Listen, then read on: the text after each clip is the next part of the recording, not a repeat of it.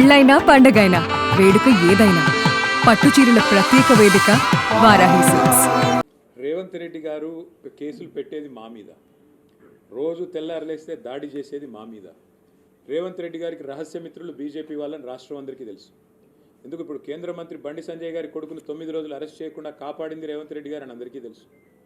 కేంద్ర మంత్రి కేంద్ర పథకంలో అమృత్ పథకంలో రేవంత్ రెడ్డి గారి బావమరిది కాంట్రాక్ట్లు ఇచ్చింది ఎవరో అందరికీ తెలుసు. కేంద్ర మంత్రులు ఇక్కడ ఉన్న వాళ్ళందరికీ తెలుసు. అట్లాగే ఇవాళ సింగరేణిలో కుంభకోణం జరుగుతుంటే కూడా అక్కడ సృజన్ రెడ్డి గారి నాయకత్వంలో, రేవంత్ రెడ్డి గారి బావమరిది గారి నాయకత్వంలో భారీ కుంభకోణాలు జరుగుతుంటే మేము వచ్చి ఇక్కడ కంప్లైంట్ చేస్తే కూడా కేంద్ర ప్రభుత్వం స్పందించట్లేదని అందరికీ తెలుసు. హైదరాబాద్ సెంట్రల్ యూనివర్సిటీ భూముల మీద మేము ఉద్యమం చేస్తే, పిల్లలు ఉద్యమం చేస్తే అల్టిమేట్గా central empowered committee supreme court appoint చేసిన కమిటీ వచ్చి దీన్ని వెంటనే విచారించండి ఈడీ అని చెప్పారు. ఇంతవరకు అతి లేదు గతి లేదు. ఈడీ దాడులు జరిగితే రాష్ట్రంలో మంత్రుల మీద, పొంగులేటి శ్రీనివాసరెడ్డి మీద 2 ఏళ్ల తర్వాత కూడా ఇంతవరకు కేసు లేదు. కాబట్టి ఎవరికి రహస్య మిత్రులు, ఎవరితో కలిసి ఉన్నారు రాష్ట్ర ప్రజలకి తెలుసు, మీకు తెలుసు. మాకు రేవంత్ రెడ్డి గారిని కలవాల్సిన అవసరం కానీ, రేవంత్ రెడ్డి గారితో సంభాషించాల్సిన అవసరం కానీ మాకు లేదు. రేవంత్ రెడ్డితో తలపడుతున్నాం. ఆయన అరాచకాలని ఇవాళ ఒక మాట చెప్పాలంటే, నిన్న హైకోర్టు చెప్పింది హైడ్రా అనేది 9 తలల విషసర్పం అని చెప్పింది నిన్న హైడ్రా గురించి. ఏది? రాష్ట్ర హైకోర్టు. ఇంతకంటే చెంపపెట్టు ముఖ్యమంత్రికి ఏముంటుందని నాకు అర్థంగా సిగ్గుండాలి. బడాబాబులను మాత్రం వదిలిపెట్టి గరీబోళ్ళ ఇండ్ల మీద పడి, బడాబాబులు అంటే ఎవరండి? రాష్ట్ర రెవెన్యూ మంత్రి పొంగులేటి శ్రీనివాసరెడ్డి ఇల్లు చెరువులో ఉంటుంది, దాన్ని హైడ్రా ముట్టదు.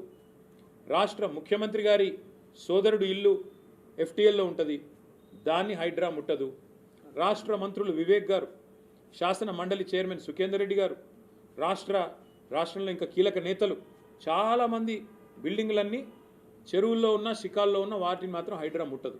ఎవరిని ముడుతుంది హైడ్రా? బీద, బిక్కి, మధ్యతరగతి ప్రజలు. నేను అడుగుతా ఉన్న ముఖ్యమంత్రిని, కబ్జా కోరులు అంటున్నావు, అందరికంటే పెద్ద కబ్జా కోరులే నీ అన్నదమ్ములు కదా. అందరికంటే ఎక్కువ ఆస్తి దోస్తున్నది, అందరికంటే ఎక్కువగా ఇవాళ విధ్వంసం చేస్తున్నది నీ మంత్రులు కదా. 1 కోటి ఎకరాలు నిషేధిత జాబితాలో పెట్టింది నీ మంత్రి కాదా? కేసీఆర్ గారు దిగిపోయినాడు, కేసీఆర్ ప్రభుత్వం దిగిపోయినాడు. రాష్ట్రంలో నిషేధిత భూముల సంఖ్య ఎంత అంటే, మొత్తం సైజు ఎంత అంటే 16 లక్షల ఎకరాలు. ఇవాళ అది 1 కోటి ఎకరాలకు చేరుకుంది. ఏ కారణం చేత పెడుతున్నారు 1 కోటి ఎకరాలు? 30% కమిషన్లు తీసుకోవట్లేదా నీ మంత్రులు? కబ్జా కోరులు, భూదందాలు చేసేది, భూమిని ఇలా భూహారతిలాగా మింగుతున్నది నీ ప్రభుత్వం కాదా? నీ మంత్రులు కాదా? ప్రజలకు తెలియదా? కాబట్టి హైడ్రా పేరిట నువ్వు సృష్టిస్తున్న అరాచకం, పేదవాళ్ళ ఇండ్లు కూలగొడుతూ, హైదరాబాద్లో ఒక ఇల్లు కట్టాడా 2 ఏళ్లలో, 2.5 ఏళ్లలో? ఎన్ని ఇల్లు కూలగొట్టావు నువ్వు? కొన్ని వేల ఇండ్లు హైదరాబాద్లో కూలగొట్టి, ఒక్క ఇల్లు కట్టకుండా, ఒక్క ఇటుక పెట్టకుండా విధ్వంసం సృష్టించి, రియల్ ఎస్టేట్ను కుప్పగూల్చి నువ్వు డబ్బులు చేసుకుంటున్నావు. పెద్ద బిల్డర్లు ఇవాళ చెరువుల్లో ఇండ్లు కడుతుంటే, పెద్ద బిల్డింగ్లు కడుతుంటే నీకు కనబడదు, కానీ ఇవాళ పెద్ద మాటలు. అందుకే మేము అనేది, హైడ్రా అనేది it has become a blackmailing extortion tool of Revanth Reddy. ఖచ్చితంగా అందుకే మా గవర్నమెంట్ వచ్చిన మొదటి రోజే నిన్న హైకోర్టు చెప్పిన విధంగా దాన్ని ఎత్తి బంగాళాఖాతంలో పాడేసే బాధ్యత మాది.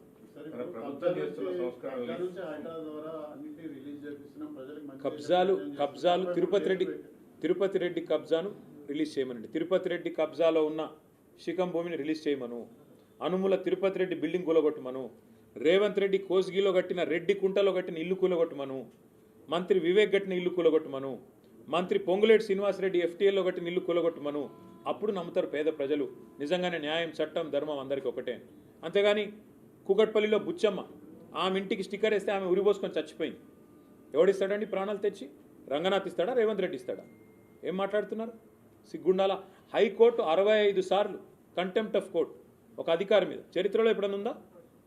65 సార్లు హైకోర్టు చెప్పినా కూడా నువ్వు వినవంటే ఇంకా నువ్వు ఎవడు చెప్తుంటావు? నేనే రాజు, నేనే మంత్రి, నేను హిట్లరు అని చెప్పి నీది నువ్వు అనుకొని, హిట్లర్కు ఇష్టమైన పదం HYDRAA. I demolished like anything. Iran, Israel మాదిరిగా నేను శీతలావస్థలోకి మొత్తం హైదరాబాద్ని తీసుకొని పోతున్నా. ఇదా రాజకీయం? ఇదా ఒక ముఖ్యమంత్రి చేయాల్సిన పని? ఇవాళ నేను అడుగుతున్న సూటిగా రేవంత్ రెడ్డిని, హైడ్రా నువ్వు చెప్పినట్టు రిఫార్మ్స్, సంస్కరణ అయితే ఎందుకు నీ అన్న ఇల్లు కూలగొట్టట్లేదు? నీ అన్నకు హైకోర్టు స్టే ఉందని నువ్వు చెప్తావు. హైకోర్టు స్టే ఉన్న వేరే వాళ్ళ ఇల్లు ఎందుకు కూలగొడుతున్నావు? మరి వేరే వాళ్ళు కాగితాలు చూపెడుతున్నారు కదా, అయ్యా మాకు స్టే ఉందంటే ఆ కోర్టు పేపర్ అని గిరాటేస్తున్నారు, పక్కకు వారేస్తున్నారు. ఒకటి కాదు కదా, ఎన్ని వేల ఇండ్లు కూలగొట్టారు మీరు? ఎంతమందిని బెదిరించి డబ్బులు వసూలు చేస్తుంది హైడ్రా తెలవదా? బిల్డర్లందరినీ బెదిరించి వాళ్ళ దగ్గర ఆర్ఆర్ ట్యాక్స్ వసూలు చేస్తున్నమాట వాస్తవం కాదా? ఒక్కొక్క బిల్డర్ దగ్గర ఇవాళ స్క్వేర్ ఫీట్కి 200 రూపాయలు తోలు తీసి వసూలు చేస్తున్నమాట వాస్తవం కాదా? వాళ్ళు వినకపోతే హైడ్రాని వాళ్ళ మీదకి ఉసుకొల్పుతున్నమాట వాస్తవం కాదా? హైడ్రా అనేది ఒక వేట కుక్కలాగా మారింది రేవంత్ రెడ్డికి. ఆ వేట కుక్కను పంపించి దాన్ని పెట్టుకొని బ్లాక్మెయిల్ చేసి డబ్బులు దండుకోవడం, అందులో కొంత వాటా రాహుల్ గాంధీకి, కొంత బీజేపీకి ఇవ్వడం. అదే కదా నువ్వు చేసేది.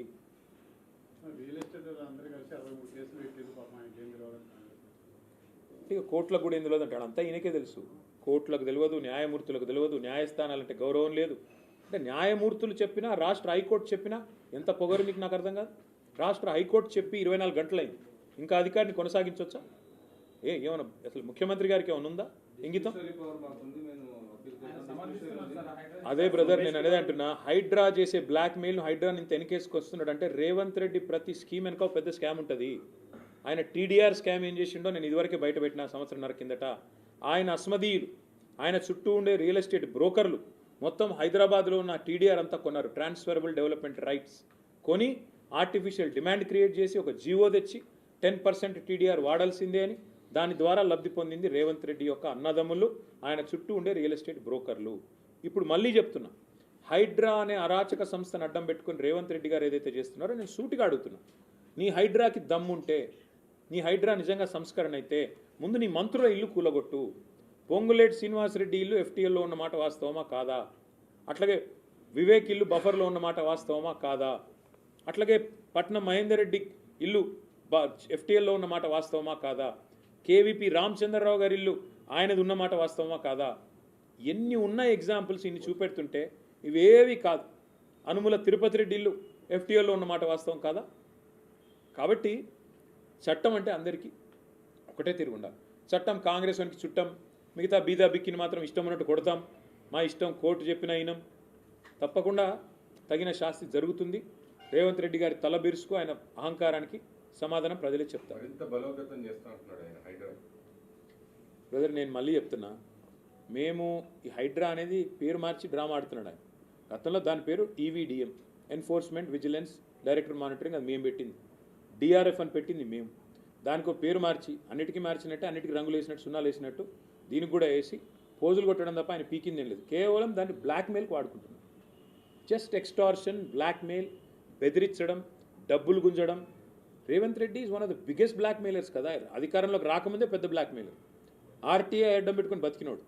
అట్లాంటి వాడు ఇంకా అధికారంలోకి వచ్చాక హైడ్రాని అడ్డం పెట్టుకుని బతుకుతున్నాడు. ఇది వాస్తవం.